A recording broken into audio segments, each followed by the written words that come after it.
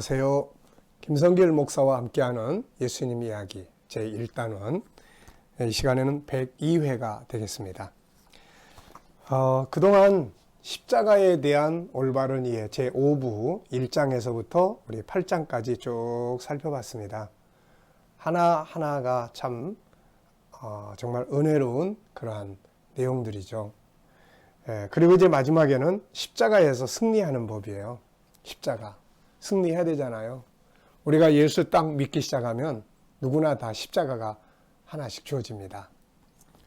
사명의 십자가도 있고, 또 믿음 지켜야 되는 십자가도 있고, 믿는 사람답게 살아야 되는 삶의 십자가도 있고, 누군가를 위해서 희생하고 헌신해야 될 사명도 있고, 또 하나님 나라 운동을 위해서 복음 전하면서 또 봉사하고 헌신해야 될 사명도 있고, 섬기는 교회를 위해서 또 봉사하고 해야 될 사명도 있습니다. 또 가족들을 짊어지고 가야 되는 그 아픔의 십자가도 있고요. 또 누군가를 구원시키기 위해서 그들을 위해서 희생하고 해야 될 십자가도 있습니다. 그런데 십자가를 내려놓으면 절대 안 돼요. 십자가는 지고 가는 거지 내려놓는 게 아니에요. 그리고 줄이려고도 하면 안 됩니다. 십자가 나무를 이게 쭉 잘라가지고 적십자 표시처럼 만들어버리면 안 되잖아요. 가볍고 평안하면 좋은 것 같지만 하나님 앞에 쓸 때를 생각을 해보십시오. 결국 좋은 씨를 뿌리면 좋은 열매를 거두는 것과 마찬가지예요. 그 십자가는 잘 지고 가야 돼. 그러니까 승리를 해야 되는데 오늘 이 시간에는 승리의 방법 두 가지를 살펴보려고 합니다. 자, 394페이지. 십자가 있다고 생각하시는 분들은 요거를 꼭 많이 읽고 또 읽으시면서 십자가를 승리하는 이 비법을 배워보시기 바랍니다. 자, 보겠습니다. 첫째, 예수님을 배워라. 십자가를 지신 그야말로 참 모델이잖아요. 주님은 마태복음 11장 29절에서 자신을 배우라고 하셨습니다. 우리가 그분에게 배워야 할 것이 참 많지만 특별히 그분에게 십자가를 지고 가는 법을 배워야 합니다. 그분은 십자가를 억지로 지고 가지 않았어요. 막 강제로 지고 가지 않았습니다. 스스로 자원하여 지고 가셨죠. 십자가는 억지로 지고 갈 것이 아니라 자원하여 지고 가야 합니다. 하나님의 선물이기 때문이죠. 자, 예수님을 보면은 우선 첫째는 그분은 십자가 속에 있는 영광을 봤어요. 히브리서 12장 2절, 믿음의 주요 또 온전케 하시는 이 예수를 바라보자. 저는 그 앞에 있는 즐거움을 위하여 십자가를 참으사 부끄러움을 개의치 아니하시더니 하나님 보좌 우편에 앉으셨느니라. 앞에 있는 즐거움을 위하여 십자가를 참았다. 우리 올림픽 선수들이나 이런 선수들이 그 땀을 쏟고 피를 쏟고 하면서 연습하고 훈련하는 이유가 뭘까요? 앞에 있는 금메달. 그거 보고 하는 거예요. 그래서 십자가를 질 때 항상 앞에 있는 영광을 바라봐야 합니다.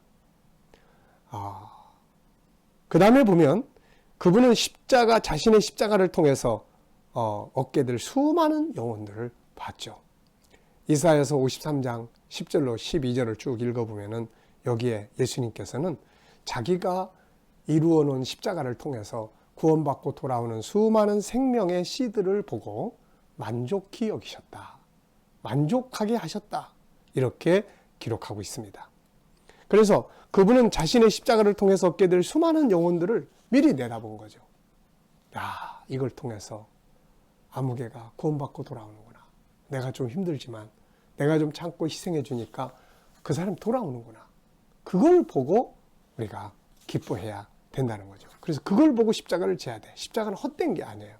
그 다음에 보면 주님은 자신의 십자가를 위해서 통해서 이루어질 하나님의 뜻과 하나님의 기뻐하심을 봤죠. 그래서 요한복음 12장 28절에 보면 아버지여 아버지 이름을 영광스럽게 하옵소서.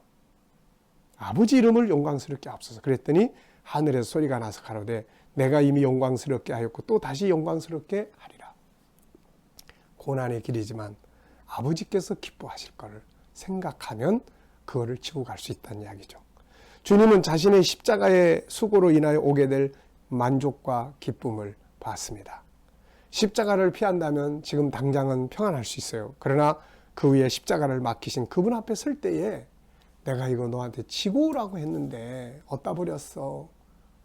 옆에 천사들도 아니 저 사람은 자기 십자가를 내버리고 왔어. 얼마나 부끄럽겠어요. 후회스러울 겁니다. 십자가가 어려운 일이라 할지라도 지고 가면 감격과 기쁨이 있고 보람이 있는 거죠.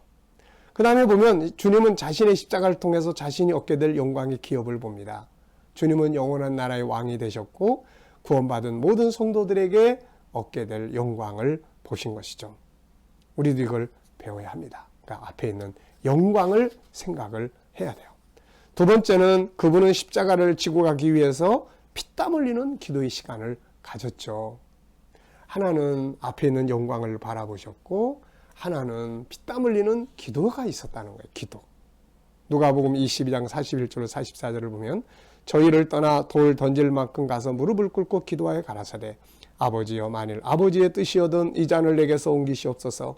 그러나 내 원대로 마시고 아버지 원대로 되기를 원하나이다 하시니 사자가 하늘로부터 예수께 나타나 힘을 돕더라. 예수께서 힘쓰고 애써 더욱 간절히 기도하시니 땀이 땅에 떨어지는 핏방울같이 되더라 그랬습니다. 자, 여러분 히브리서 5장 7절로 10절에서 또 바울 사도는 이렇게 이야기해요. 그는 육체에 계실 때 자기를 죽음에서 능히 구원하시려게 심한 통곡과 눈물로 간구와 소원을 올렸고 그의 경외하심을 인하여 들으심을 얻었느니라. 여러분 우리 이거 배워야 돼요. 하나는 앞에 있는 영광을 바라보고 또 하나는 피땀 흘리는 눈물의 기도. 이 기도의 힘이 그러니까 천사들이 와서 돕잖아요. 하나님의 사자들이 와서 도와요. 그래야 십자가를 지는 겁니다. 자, 또 하나가 있습니다. 아주 중요한 십자가 지는 방법, 승리의 방법인데 주님의 등에 업혀서 가라. 주님의 등에 업혀서 가는 거예요. 십자가는 내 가지고 나는 주님의 등에 업혀서 가는 거죠. 네, 한번 읽어보겠습니다. 비슷한 이야기 같지만 아주 중요한 말입니다. 자신의 힘으로 십자가를 지고 갈 수 없어요. 나의 십자가는 내가 지고 가야 돼. 왜? 그래야 상급이 있으니까. 그런데 나는 주님의 등에 업혀 가야 하는 거죠. 그러면 결국 내가 진 십자가 누가 지고 가는 거예요? 주님이 지고 가시는 거죠. 다시 말하면 은혜의 힘으로 십자가를 지고 가라는 말입니다. 은혜가 있으면 십자가는 감사의 도구예요. 그러나 은혜 떨어지면 십자가는 무거운 돌입니다. 찌르는 가시죠. 그래서 믿음의 사람들은 모두 은혜의 등에 업혀서 십자가를 지고 갔습니다. 골로새 1장 29절에 보면은 이를 위하여 나도 내 속에서 능력으로 역사하시는 이의 역사를 따라 힘을 다하여 수고하노라. 그냥 가는 게 아니에요. 내 속에서 역사하시는 이의 역사를 따라서 힘을 다해 수고하는 거야. 속에서 역사하는 분의 힘이 없으면은 내가 아무리 힘을 다한들 무슨 수고 그 힘을 어떻게 다 감당할 수 있겠어요? 베드로전서 4장 11절에 보면 만일 누가 말하려면 하나님의 말씀을 하는 것 같이 하고 누가 봉사하려면 하나님의 공급하시는 힘으로 하는 것 같이 하라. 하나님이 주시는 힘에 업혀가야 돼.